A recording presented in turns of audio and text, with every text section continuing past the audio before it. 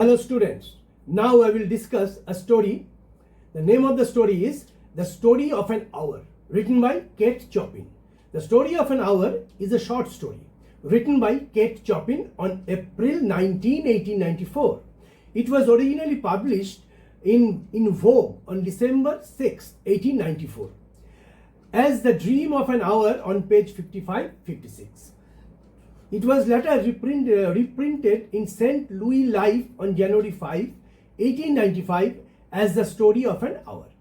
The title of the short story refers to the time elapsed between the moments of which protagonist Louis Mallard hears that her husband Brentley Mallard is dead and then discovers that he is alive after all. Afterwards, he found that her husband was alive. Featuring a female protagonist who feels feminism and ponders her identity at the news of her husband's death. The Story of an Hour was a controversial by American standard in 1890s. The Story of an Hour follows Louis Mallard, the protagonist, who has heart disease. Louis' sister Josephine informs her of her husband's death in a railroad accident. Louis reacts with immediate grief and heads to her room, where he comes to realize that she is happy that her husband has died. Though she had loved him sometimes, his death gives her sense of freedom, an opportunity to live for herself. This realization brings her joy. She breathed a quick prayer and that life might be long. Later she heads back downstairs only to see Brentley who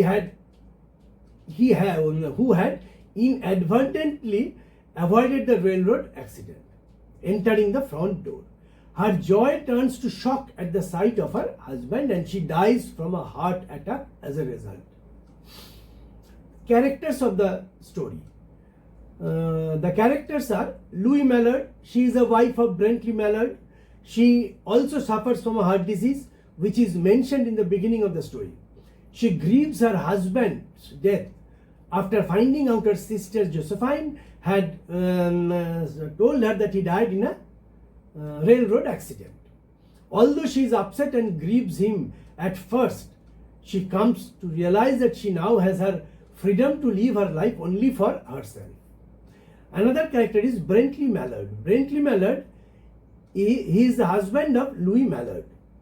He is believed to be dead at the start of the story. Only after Louis starts to feel joy with her new freedom, he turns home, not knowing that he was believed to be dead. Louis believes to be dead, and Louis then dies of joy that kills. Another character is Josephine. She is the sister of Louis Mallard. She is the one to inform Louis that her husband Brentley Mallard, death and console Louis during her bout of grief. And the fourth character is the Richard. She is Brentley Mallard's friend. He is Brentley Mallard's friend. He was one to learn Brentley's supposed death and inform Josephine, Louis' sister, about it. The Story of an Hour sparked controversy because of its commentary on the roles of women of the late 18th century. Actually, liberation is one of the themes of the story. Many women who were restricted by exceptions placed upon them, they were to be treated like a property.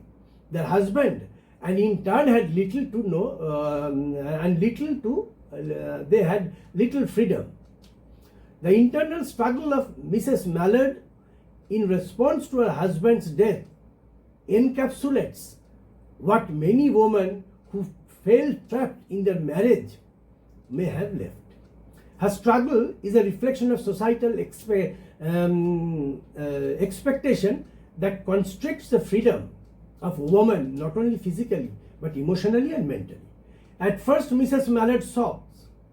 It is a compulsory reaction that expected of her. This mental block is a result of the deeply rooted patriarchal society that does not allow women the ability to realize their want and needs for themselves alone. It is when she isolates herself that she she can process her true emotions, true freedom, those of joy and feelings of freedom, as she thinks of future without her husband. Then he came to know that her husband is still alive.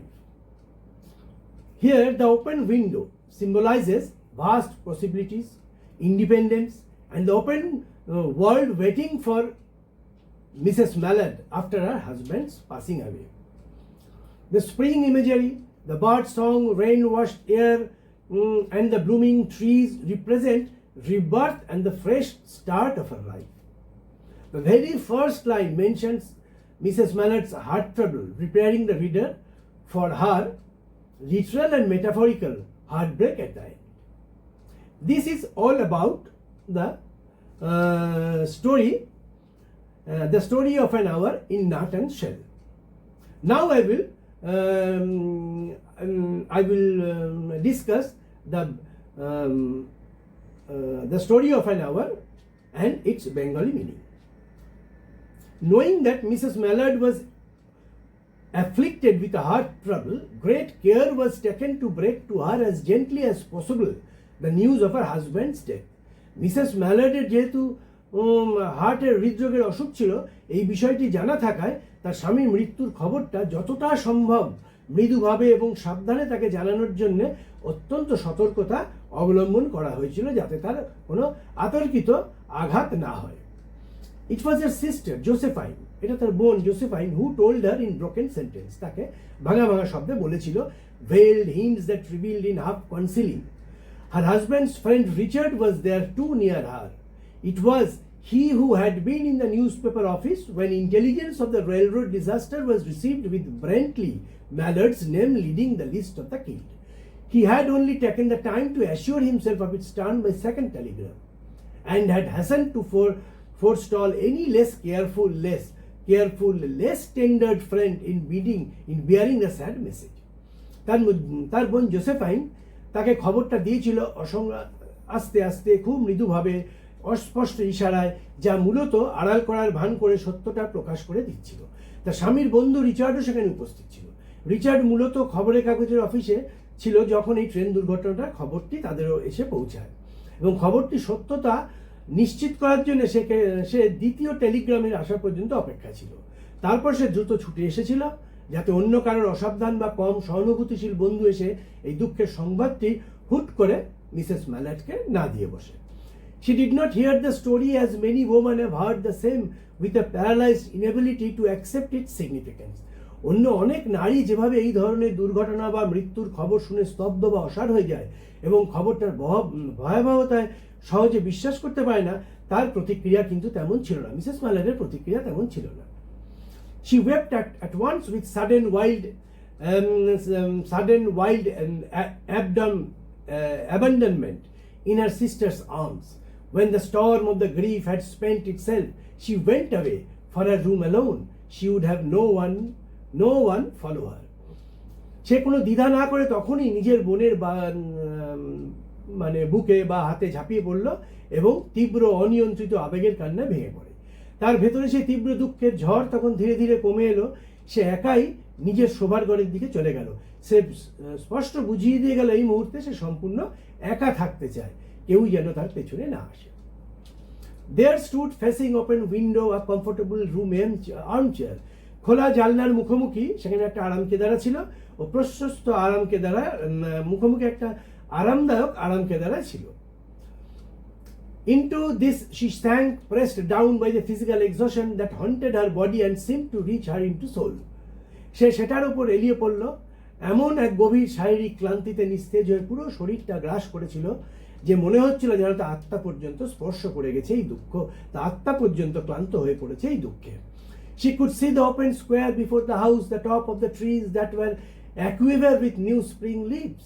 The delicious breath of rain was in the air. In the street below, a peddler was crying his wares. The notes of distant song which someone was singing reached her faintly, and countless sparrows were twittering in the caves. There were patches of blue sky showing here and there through the clouds that had met and piled one above the above the other in the west facing her window. তার বাড়ির সামনের খোলা চত্বরে সে গাছের মগডালগুলো দেখতে পাচ্ছিল, যা নতুন বসন্তের পাতার স্পন্দনে থরথর করে কাঁপছিল।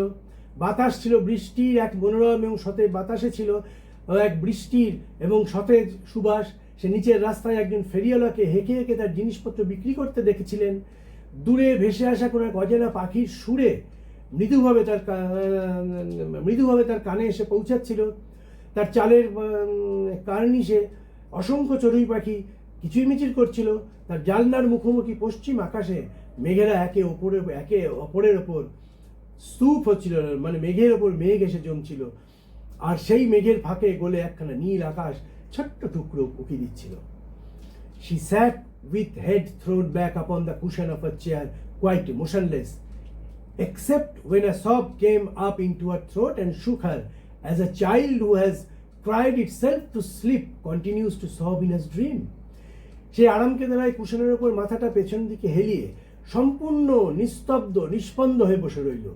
কেবল মাঝে মধ্যে একটা চাপা কান্না তার গলা ঠেলে ওপরে উঠে আসছিল এবং তারপর তাকে কাঁপিয়ে দিচ্ছিল, ঠিক যেন কোনো শিশু কাঁদতে কাঁদতে ঘুমিয়ে পড়ার পরেও ঘুমের ঘোরে অবিরত ফুপিয়ে ফুপিয়ে কেঁদে ওঠে।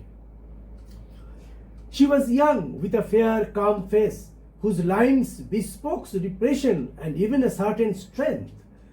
But now there was a dull stare in her eyes, whose gaze was fixed away of yonder no one of those patches of the blue sky. It was a glance of reflection, but rather indicate a suspension of intelligent thought. সে ছিল এক তরুণী, তার ফর্সা শান্ত চেহারা রেখাগুলো এক ধরনের মানসিক দমন ও অবদমিত জীবনের ছাপ ছিল এবং একই সাথে ছিল এক দৃঢ় শক্তির ছাপ। কিন্তু তখন তার চোখ ছিল জড়ো এবং উদাসীন, চোখে ছিল এক উদাসীন চাহনি, একটা উদাসীন দৃষ্টি। এবং কারণ একটু আগে সে শুনেছে তার স্বামী মারা গেছে, যার দৃষ্টি বহু দূরে সেই নীল আকাশের এক টুকরোর ওপরে আর স্থির হয়েছিল না, তারও থেকে আরও দূরে চলে গেল। একটি কোনো গভীর চিন্তামগ্ন দৃষ্টিতে আবদ্ধ ছিল না তার, বরং তাদের নির্দেশ করছিল তার বুদ্ধিদীপ্ত চিন্তাভাবনার এক সাময়িক স্থবিরতা। He was struck dumb. She was struck dumb. There was sometimes coming to her and she was waiting for it fearfully. কোনো একটা কিছু তার দিকে ধেয়ে আসছিল এবং সে এক অজানা ভয় সেটার জন্য অপেক্ষা করছিল। What was it? সেটা কি? She did not know. সে জানতো না। It was too subtle and elusive to name. সেটা এতই সূক্ষ্ম যে তার কোনো নামকরণ তিনি করতে পারেননি। বাট শি ফেল্ট ইট, অনুভব করেছিলেন। Creeping out of the sky, যেটা আকাশের মধ্যে দিয়ে উড়ে যাচ্ছিল। Creeping out of the sky, reaching towards through the sounds, শব্দের, কিন্তু সে অনুভব করতে পারছিল আকাশ থেকে হামাগুড়ি দিয়ে নেমে এসে চারিপাশের বাতাসকে ভরিয়ে দেওয়া শব্দ, সুবাস আর রঙের মধ্যে দিয়ে তারা যেন তাকে হাত বাড়িয়ে দিচ্ছিল, মানে কোনো একটা জিনিস তাকে যেন তাকে ডাকছিল। সে ঠিক বুঝতে পারছিল না, but she felt something odd. Now her bosom rose or fell tumultuously. She was beginning to recognize this thing that was approaching to possess her, and she was striving to beat it back with her will, as powerless as her two white slender hands would have been. When she abandoned herself a little widespread,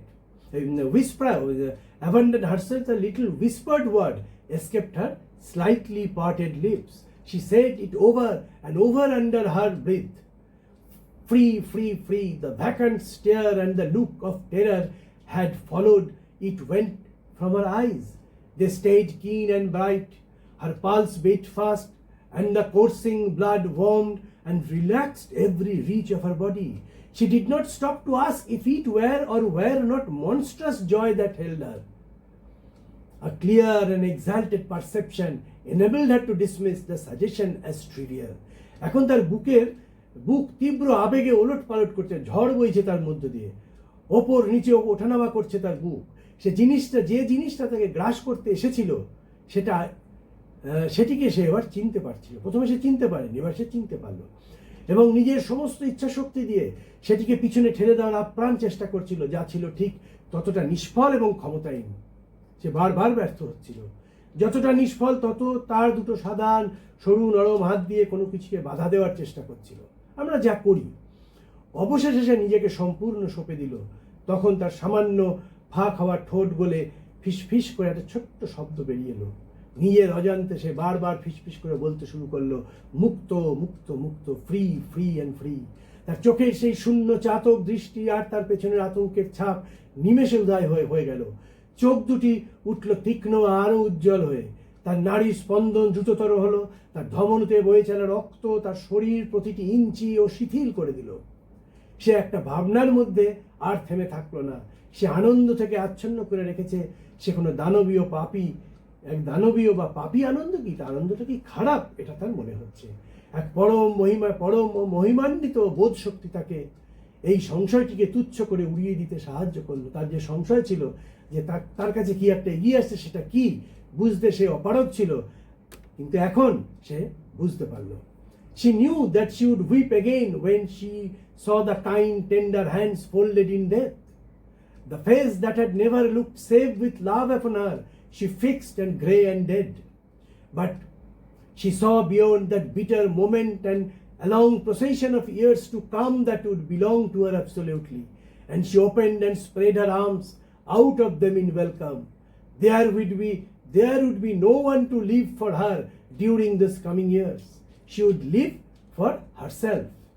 There would be no powerful will bending hers in that blind persistence with which men and women believe they have a right to impose a private will upon a fellow creature. A kind intention or a cruel intention made the act seem no less a crime as she looked upon it in that brief moment of illumination. সে জানতো সে যখন মৃত্যুর কোলে জড়ো করে রাখা সেই দয়ালু কোমল হাত দুটোকে দেখবে, তখন সে আরও কাঁদবে। মানে নিজের কথা বলছে। সেই মুক্তি যা কখনো তাকে ভালোবাসা ছাড়া অন্য কিছু দৃষ্টিতে দেখেনি, তা তখন নিষ্পন্দ, ফ্যাকাশে এবং মৃত অবস্থায় পড়ে থাকবে। যখন তার চোখ ফেটে জল আসবে, কিন্তু সেই তিক্ত মুহূর্তটার ওপারে সে দেখতে পাচ্ছিল আগামী বছরগুলো এক দীর্ঘ মিছিল, যা হবে সম্পূর্ণভাবে তার নিজের স্বাধীন, আর সে পরাধীন নয়। আর সে সেই বছরগুলোকে স্বাগত জানাতে নিজের দুই হাতকে মেলে ধরবে। যে হাতকে সে দুর্বল মনে করছিল, তুলে ধরতে পারছিল না, সেই হাত সে তুলে ধরবে। আগামী সেই দিনগুলিতে তার হয়ে জীবনযাপন করার মতো কেউ থাকবে না। সে বাঁচবে একান্ত নিজের জন্য, পুরোপুরি নিজের জন্য। সেখানে এমন এক শক্তিশালী ইচ্ছা শক্তি থাকবে, সেখানে এমন কোনো শক্তিশালী ইচ্ছা শক্তি থাকবে না যা এক অন্ধ জেদকে নিয়ে তার নিজের ইচ্ছাকে বাঁকিয়ে দেবে, যা তার ইচ্ছাকে দমিয়ে রেখে দেবে। যে জেদ তার নারী ও পুরুষের বিশ্বাসকে করে তোলে অন্য একটি সহজীবীর ওপর নিজের ব্যক্তিত্বের ওপর ছাপিয়ে দেওয়ার অধিকার তাদের আছে। প্রত্যেক মানুষের অধিকার আছে নিজের স্বাধীনভাবে বাঁচার। এই সংক্ষিপ্ত পরম আত্মোপলব্ধির মুহূর্তে দাঁড়িয়ে তার মনে হলো, উদ্দেশ্যটা ভালো হোক কিংবা নিষ্ঠুর, কারো ওপর নিজের ইচ্ছা চাপিয়ে দেওয়া এই কাজটা কোনো অপরাধের চেয়ে কম নয়। সত্যি এটা তো বড় অপরাধ, নিজের ইচ্ছা অপরের ওপর চাপিয়ে দেওয়া। এখানে সেই লিবারালিজমের কথাই বলা হচ্ছে, সেই স্বাধীনতার কথাই বলা হচ্ছে। And yet she had loved him sometimes, অথচ সে তাকে ভালোবেসেছিল মাঝে মধ্যে। অফেন শি হ্যাড নট, আবার অনেক সময় বাসেওনি। হোয়াট ডিড ইট ম্যাটার, কি যায় আসে? What could love the unsolved mystery, ভালোবাসা নামক এই অমীমাংসিত রহস্যে তার কাছে তার কি বা মূল্য থাকতে পারে? সে তার হাজব্যান্ডের কথা বলছে এখানে। This possession of self-ascension which she suddenly recognized as the strongest impulse of her being. রহস্যের বা কি মূল্য আছে থাকতে পারে তার মধ্যে? আত্মপ্রতিষ্ঠার, নিজের ওপর নিজের অধিকার, প্রবল অনুভূতির সামনে যাকে সে হুট করে নিজের অস্তিত্বের সবচেয়ে শক্তিশালী প্রেরণা হিসেবে চিনতে পেরেছিল। Free body and soul, free kept whispering, মুক্ত দেহ, তার দেহ এবং মন সম্পূর্ণ মুক্ত। সে অবিরত ফিসফিস করে বলতে লাগলো, I am free, I am free, আমি ফ্রি, আমি মুক্ত, আমি মুক্ত, আমি মুক্ত। Josephine was kneeling before the closed door with her lips to the keyhole imploring her admission. Josephine তার বন্ধ দরজার সামনে হাঁটু গেড়ে বসে চাবির লাগানোর যে ছিদ্র তাতে মুখ লাগিয়ে ভেতরে ঢোকার জন্য আকুল মিনতি করছিল। Louis, open the door. I beg, open the door. You will make yourself ill. What are you doing, Louis? For heaven's sake, open the door. সে বারবার বলছে, লুই দরজাটা খোলো, দোহাই তোমার, দরজাটা খোলো, তুমি নিজে অসুস্থ হয়ে পড়বে, তুমি ভিতরে কি করছো লুই, ঈশ্বরের দোহাই, দরজাটা খোলো। Go away, I am not making myself ill. চলে যাও, আমি নিজেকে অসুস্থ করছি না। No, she was not drinking in a very elixir of life through that open window. Her fancy was running riot along those days ahead of her. দূর হও এখান থেকে, আমি নিজেকে অসুস্থ করে ফেলছি না, না বরং সে তো খোলা জানালার দিয়ে জীবনের এক পরম অমৃত আমি পান করছি। Spring's days and the summer's days and all sorts of days that would be her own. She breathed a quick prayer that life might be long. It was only yesterday she had thought with a shudder that life might be long. এবং তার কল্পনা শক্তির সামনে দিনগুলোকে ঘিরে এক উদ্দাম গতিতে ছুটছিল। সেই বসন্তের দিন, গ্রীষ্মের দিন, আরও সব ঋতু, সব নানা রকমের দিন, যা হবে একান্তভাবে তার নিজের আগামী দিনের সব দিনগুলো। সে মনে মনে এক দ্রুত প্রার্থনা জানালো যেন তার জীবনটা দীর্ঘ হয়। অথচ এই তো মাত্র গতকাল সে এক চরম আতঙ্কে শিউরে উঠেছিল যে জীবনটা হয়তো বড্ড দীর্ঘ হতে চলেছে। She arose at her length and opened the door to her sister's importunities. There was a feverish triumph in her eyes, and she carried himself unwittingly like a goddess of victory. অবশেষে সে উঠে দাঁড়ালো এবং বোনের ক্রমাগত অনুরোধে মুখে দরজাটা খুলে দিল। তার চোখের দৃষ্টিতে ছিল এক তীব্র উন্মত্ত জয়ের আনন্দ, আর নিজের অজান্তে সে নিজেকে বহন করেছিল এক বিজয়ী দেবীর মতো। সে তার বোনের কোমর জড়িয়ে ধরল। He clasped her sister's waist and together they descended the stairs. Richard stood waiting for them at the bottom. সে তার বোনের কোমর জড়িয়ে ধরল, দুজনে একসাথে সিঁড়ি বেয়ে নিচে নামলো। সিঁড়ির একদম নিচে রিচার্ড তখনও তাদের জন্য অপেক্ষা করছিল। Someone was opening the front door was at the latchkey. কেউ একটা দরজাটা খুলছিল। It was Bentley Mallard who entered, a little travel-stinted, composedly carrying his grip sack and umbrella. She had been from the scene of the accident and did not even know there had been one. কেউ একজন ল্যাচকি মানে তালা চাবি দিয়ে দরজাটা খুলছিল। ভেতরে প্রবেশ করলো স্বয়ং ব্রেন্টলি ম্যালার্ড। তার গায়ে ছিল কিছুটা ভ্রমণের ক্লান্তি, তার মুখে ছিল ভ্রমণের ক্লান্তি, হাতে শান্তভাবে ধরা একটি ছোট্ট ব্যাগ আর একটি ছাতা। দুর্ঘটনার স্থান থেকে সে অনেক দূরে ছিল, এমনকি সেখানে কোনো দুর্ঘটনা ঘটেছে তাও সে জানত না। He stood amazed at Josephine's piercing cry, at Richard's quick motion to scream to him from the view of his life. Josephine সেই মুহূর্তে বুক ফাটা আর্তনাদ এবং তাকে তার স্ত্রীর দৃষ্টি থেকে আড়াল করার জন্য রিচার্ড দ্রুত ছুটে আসে এবং তার ভঙ্গি দেখে স্তম্ভিত হয়ে দাঁড়িয়ে পড়ল। But Richard was too late, কিন্তু রিচার্ডের বড্ড দেরি হয়ে গেছিল। When the doctors came, they said that she had died of the heart disease, of the joy that kills. তখন চিকিৎসকরা এলেন, তারা বললেন যে সে হৃদরোগে আক্রান্ত হয়ে মারা গেছে, এমন এক আনন্দে যা মানুষের প্রাণ কেড়ে নিতে পারে। এই যে শেষ লাইনে সাহিত্যের ইতিহাসে অন্যতম সেরা আয়রনি বা ব্যঙ্গাত্মক বৈপরীত্য লুকিয়ে আছে, তা অবর্ণনীয়, তা অসাধারণ। ডাক্তার এবং সমাজ ভেবেছিল লুই তার স্বামীকে ফিরে পাওয়ার আনন্দে মারা গেছে। মিসেস ম্যালার্ড আসলে স্বামীকে ফিরে পাওয়ার আনন্দে মারা যাননি। তার নিজের স্বাধীন, মুক্ত, সুন্দর জীবনের স্বপ্ন যেটা তিনি দেখেছিলেন, স্বামীকে দরজায় জীবিত দেখে নিমেষেই তার স্বপ্ন ভেঙে চুরমাচুর হয়ে যায়। সে বুঝতে পারে সে আবার এই পরাধীন খাঁচায় বন্দী হতে চলেছে। সেই চরম হতাশায়, সেই পরাধীনতার তীব্র শোক এবং মানসিক ধাক্কাতে তার মৃত্যু হয়েছিল, স্বামীকে ফিরে পাওয়ার আনন্দে নয়। This is the story, how it runs. So Mrs. Mallard did not die of broken heart, and she definitely did not die of joy. She died because of golden cage slammed shut the exact second she tasted freedom. She actually foresees that her freedom is turning to again a bondage. Talk about the ultimate plot twist. But what do you think? Did Bentley know what he was doing, or was he just an innocent husband walking into the tragedy? Actually, Kate Chopin wrote this over a century ago. Yet the question it asks still hits hard. How much of ourselves do we sacrifice just to fit into our society boxes? Mrs. Mallard got one single hour of absolute freedom, just a single hour, but it literally cost her everything.